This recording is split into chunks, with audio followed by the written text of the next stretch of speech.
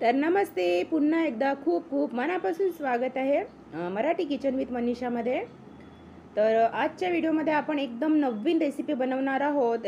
नाश्त्यासाठी म्हणा, जेवणासाठी म्हणा, मुलांच्या टिफिनसाठी किंवा ऑफिसमध्ये टिफिनसाठी तुम्ही ही रेसिपी ही थालीपीठं देऊ शकता. एकदम नवीन प्रकारची थालीपीठं आहेत. तर ती कोणत्या प्रकारची थालीपीठं आहेत आणि कशाची बनलेली आहेत ते बघूया. तर हे बघा, इथे मोड आलेली ही जी मटकी आहे ती घेतलेली आहे मी. ही स्वच्छ धुवून घेतलेली आहे आणि एक गाजर घेतलेलं आहे किसलेलं. साहित्य अगदी मोजकं आणि घरी अवेलेबल असणार आहे. हिरव्या मिरच्या, कांदा, थोडंसं लिंबू, अद्रक आणि 2 छोटे चम्मच इथे तीळ घेतलेले आहे पांढरे आणि 1 वाटी गव्हाचं पीठ, जे आपल्याकडे सर्वांच्या घरी उपलब्ध असतेच. तर चला मग आता काय करायचं आपल्याला, ही जी मोड आलेली मटकी आहे ना, मिक्सरच्या भांड्यामध्ये टाकूया. आणि सोबतच यामध्ये आपल्याला टाकायचं आहे, हे बघा, हिरव्या मिरच्या 5 ते 6 साधारणतः घेतलेल्या आहेत हिरव्या मिरच्या. थोडा अद्रकाचा तुकडा घेतलेला आहे. 6-7 लसणाच्या पाकड्या घेतलेल्या आहेत. आता आपल्याला हे सर्व साहित्य थोडंसं किंचितसं पाणी टाकून मिक्सरमध्ये बारीक करून घ्यायचं आहे. तर पोटभरीचा हा पदार्थ आहे आणि अगदी 2 थेंब तेलामध्ये होतो. जर तुम्ही तेल जास्त खाणे अवॉइड करत असाल तर तुमच्यासाठी एकदम परफेक्ट रेसिपी आहे. हे बघा, छान मिक्सरमध्ये बारीक करून घेतलेला आहे मी. आता यामध्ये आपण टाकूया एक साधारणतः बारीक चिरलेला कांदा, किसलेला गाजर. बरीचशी मुलं जी स्प्राऊट खात नाही, माझीही मुलं स्प्राऊट खात नाही, त्यामुळे मी अशा प्रकारे ही रेसिपी तयार केलेली आहे. एकदम नवीन प्रकारची आहे. अर्धा छोटा चम्मच जीरा आणि पांढरे तीळ आहेत 2 छोटे चम्मच. चवीनुसार मीठ, हळद. हिरव्या मिरच्या टाकलेल्या असल्यामुळे यामध्ये आपल्याला तिखट टाकायचं नाही आहे. आणि मी इथे घेत आहे साधारणतः अर्ध्या लिंबाचा रस. आता तुमच्याकडे जर लिंबू वेळेवर अवेलेबल नसेल तर तुम्ही आमचूर पावडर टाकू शकता इथे, किंवा चाट मसालासुद्धा टाकू शकता अर्धा छोटा चम्मच. आता अर्धा वाटी मी इथे गव्हाचं पीठ टाकत आहे. आता आपल्याला हे सर्व साहित्य छान असं मिक्स करून घ्यायचं आहे. आता मी इथे कोथिंबीर टाकलेली नाही, अवेलेबल आहे माझ्याकडे. तुम्ही कोथिंबीरसुद्धा यामध्ये टाकू शकता. छान असं हे मिक्स करून घ्यायचं. साधारणतः आपण थालीपीठ करण्याकरता कसं पीठ भिजवतो त्याप्रमाणे भिजवायचं आहे.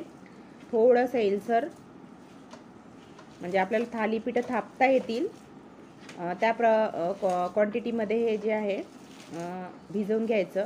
आणि मी ही थालीपीठं डायरेक्ट तव्यावर थापणार आहे, त्यामुळे व्हिडिओ पूर्ण फुल वॉच करा. रुमालवर थापणार नाही आहे हे. साधारणतः आपण रुमालवर थालीपीठं थापतो, पण मी रुमालवर थापणार नाही आहे. हे बघा, छान असं मिक्ससुद्धा झालं. अगदी 15 मिनटामध्ये ही थालीपीठं तयार होतात. पौष्टिक असा हा पदार्थ आहे. हे बघा, तवा आपला इथे गरम झालेला आहे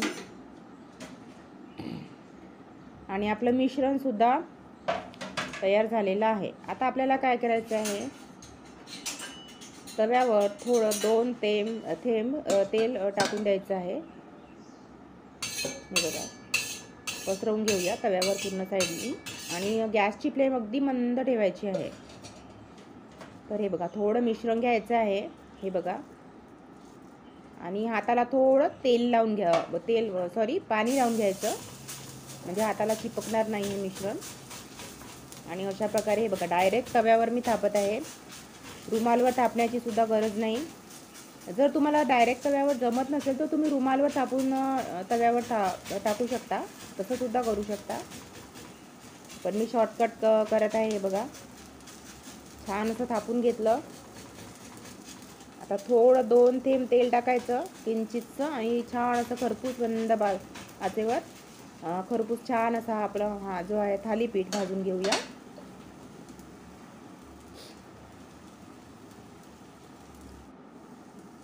तर हा थालीपीठ जर तुम्ही मुलांना खायला दिला, किंवा मोठ्यांना सुद्धा, ज्यांना स्प्राऊट आवडत नाही, मूग मोठ आवडत नाही, त्यांनासुद्धा असा थालीपीठ तुम्ही करून दिला तर त्यांना माहीतसुद्धा होणार नाही की हा कशाचा बनलेला आहे. खूपच छान पौष्टिक वाटतो खायला.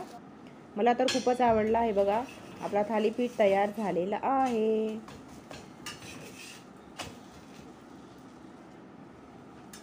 तर अशाच प्रकारे आपण संपूर्ण करून घेऊया. तर आहे की नाही मस्त छान मजेशीर रेसिपी. एकदम नवीन थालीपीठ पुन्हा एक मी तुम्हाला करून दाखवते.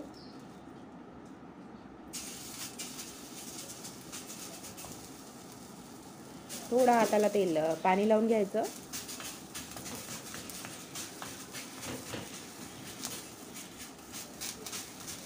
तर संपूर्ण रेसिपी तुम्ही बघत आहात, जे कोणी बघत आहे त्यांचे खूप खूप मनापासून धन्यवाद. तुमचा अमूल्य वेळ माझी रेसिपी बघण्याकरिता तुम्ही दिलात.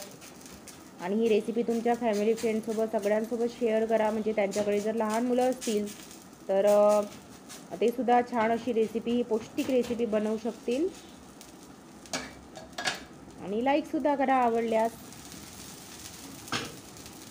तर हे बघा संपूर्ण थालीपीठ इथे तयार झालेली आहे. तर बघितल्याबद्दल खूप खूप धन्यवाद. भेटूया नेक्स्ट व्हिडिओमध्ये सुद्धा मी अशीच एक छान मजेशीर रेसिपी घेऊन येणार आहे. तेव्हा बघत राहा Marathi kitchen with Manisha. Bye bye.